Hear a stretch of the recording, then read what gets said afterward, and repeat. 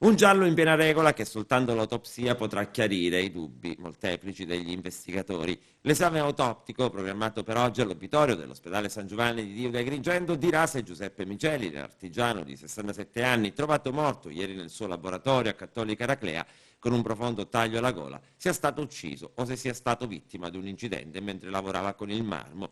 Gli inquirenti sembrano privilegiare comunque la pista dell'omicidio. Troppe domande che almeno fino ad ora non trovano una risposta. Il cadavere dell'uomo è stato rinvenuto nel piccolo ufficio ricavato all'interno del laboratorio di marmo in via Francesco Crispi a Cattolica Eraclea.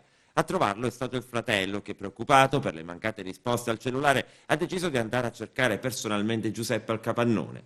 Poi la scoperta del corpo e l'allarme lanciato al 112. I carabinieri adesso stanno scavando nel passato dell'uomo. Per via dei diversi elementi raccolti dagli inquirenti, difficile che si possa trattare di un incidente.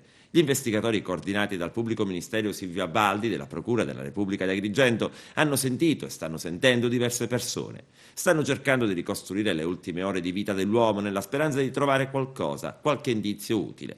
Cosa non facile considerando che Giuseppe Miceli era un uomo completamente sconosciuto agli archivi delle forze dell'ordine, un artigiano conosciuto in paese per il suo lavoro e per la sua vita da lavoratore. Eppure gli investigatori lavorano per capire chi e perché abbia potuto volere la morte dell'uomo.